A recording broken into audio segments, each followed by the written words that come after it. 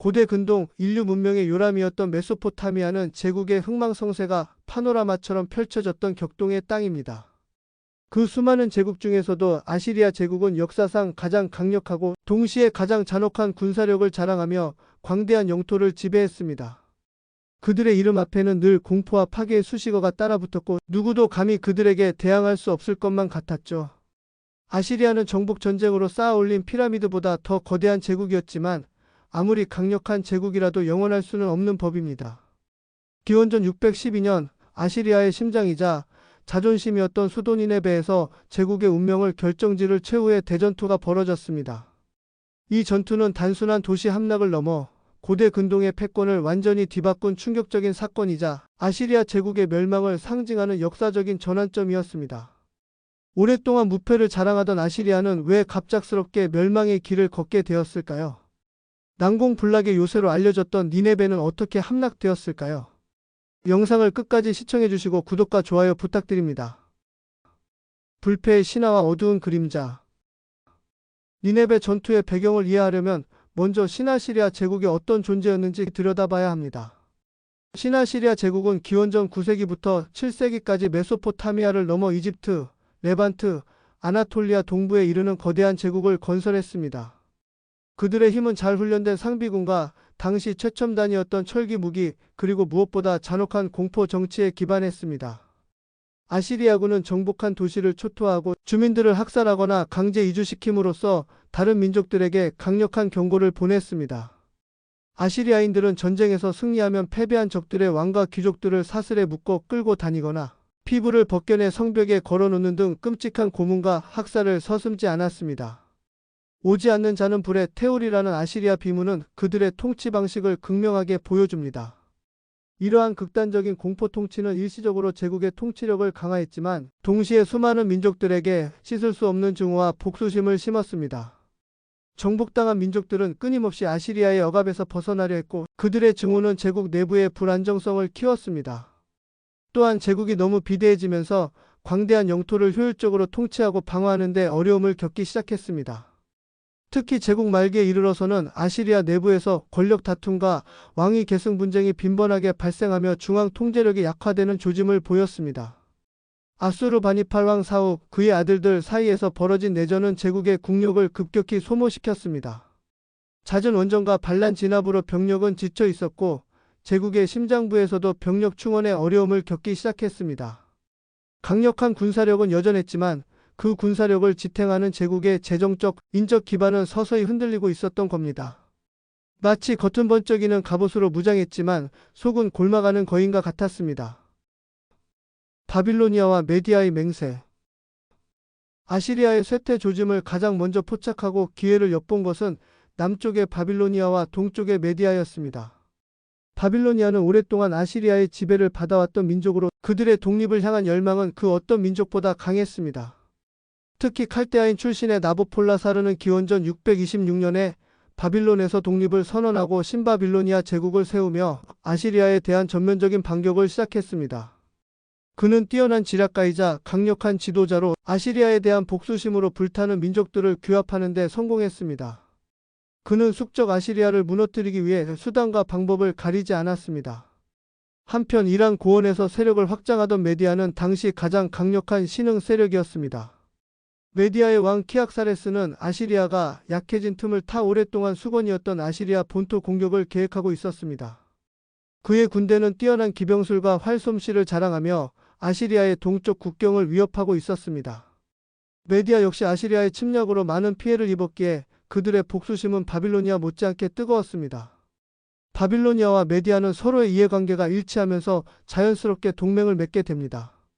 이들은 아시리아의 약점을 정확히 간파하고 있었으며 연합군의 힘으로 아시리아를 완전히 멸망시킬 절호의 기회를 놓치지 않으려 했습니다. 여기에 스키타이족, 킴메르족과 같은 유목민 세력도 일부 합류하여 연합군의 병력은 더욱 막강해졌습니다. 스키타이족은 기동성이 뛰어난 기마 민족으로 연합군의 기동력을 크게 강화했을 것입니다. 이 연합군은 단순히 병력의 수가 많았던 것을 넘어 아시리아에 대한 깊은 증오와 복수심으로 뭉친 강력한 결속력을 지닌 군대였습니다. 그들은 아시리아를 무너뜨린다는 하나의 목표 아래 굳게 뭉쳤고 이는 아시리아군과의 결정적인 차이점이었습니다. 난공불락 니네베 공방전의 서막. 기원전 612년 나보폴라사르가 이끄는 바빌로니아군과 키악사레스가 이끄는 메디아군이 드디어 아시리아의 심장이자 자존심 니네베로 진격합니다. 니네베는 당시 세계에서 가장 크고 웅장한 도시 중 하나였습니다. 고대 기록에 따르면 니네베는 길이 12km에 달하는 거대한 성벽으로 둘러싸여 있었고 성벽의 높이는 무려 30m, 폭은 15m에 달해 전차 2대가 나란히 지나갈 수 있을 정도였다고 합니다. 깊은 해자, 수많은 감시탑, 그리고 티그리스 강과 쿰수르 강이 합류하는 지점에 위치하여 천연 요새의 역할까지 겸하고 있었습니다. 아시리아인들은 이 도시가 절대 함락되지 않을 것이라고 굳게 믿어 의심치 않았습니다. 그들은 수세기 동안 축적된 건축 기술과 방어 전략을 총동원하여 니네베를 요새화했습니다. 연합군은 니네베를 포위하고 본격적인 공성전을 시작했습니다. 아시리아의 왕 신샤르 이시쿠는 필사적으로 저항했지만 이미 제국의 힘은 예전 같지 않았습니다. 오랜 전쟁과 내부 분열로 아시리아 군대는 지쳐 있었고 다른 지역의 병력을 니네베로 불러들이기에도 역부족이었습니다. 연합군은 성벽을 무너뜨리기 위해 흙으로 거대한 경사로를 쌓고 거대한 공성탑과 튼튼한 공성태를 동원하는 한편 성벽 아래를 파고 들어가는 갱도 작업도 시도했을 것으로 추정됩니다. 고대 메소포타미아의 공성전 기술은 매우 발달해 있었고 연합군은 자신들이 가진 모든 기술을 동원했을 것입니다.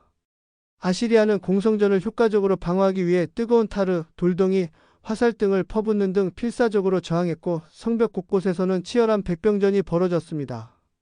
그러나 연합군의 병력은 압도적이었고 아시리아군의 사기는 점차 저하되고 있었습니다. 공성전이 장기화되면서 도시 내부의 식량과 물도 점차 고갈되어 갔을 것입니다. 강물의 배신. 니네베 공성전은 몇 달 동안 지루하게 이어졌습니다. 난공불락의 요새를 뚫기란 결코 쉽지 않았습니다.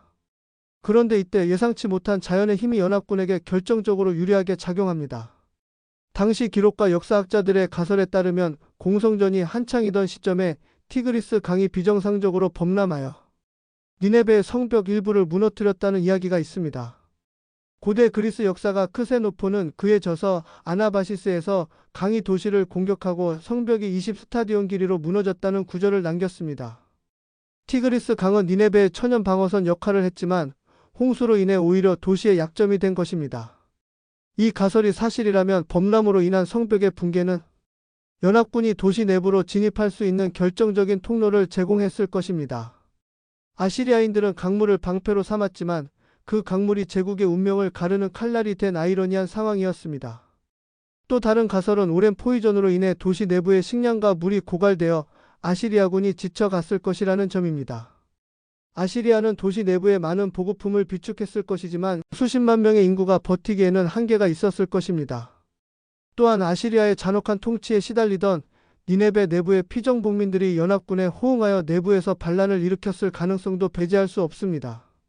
어떤 요인이든 간에 연합군은 성벽의 약점을 파고들어 마침내 니네베 내부로 돌입하는 데 성공합니다.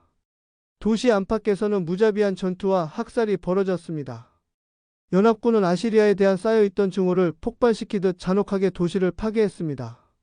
아시리아 왕 신샤르 이시쿠는 니네베의 함락을 막기 위해 끝까지 싸웠지만 결국 그의 궁전에서 스스로 목숨을 끊었다고 전해집니다. 이집트의 파라오 네코 2세가 아시리아를 돕기 위해 원군을 보냈지만 너무 늦었거나 이미 아시리아의 운명은 정해진 뒤였습니다. 살아남은 아시리아 귀족들과 병사들은 무자비하게 학살당했고 니네베는 피와 불로 뒤덮였습니다. 영상을 끝까지 시청해주셔서 감사합니다. 오늘도 즐거운 하루 되시고 구독과 좋아요 부탁드립니다.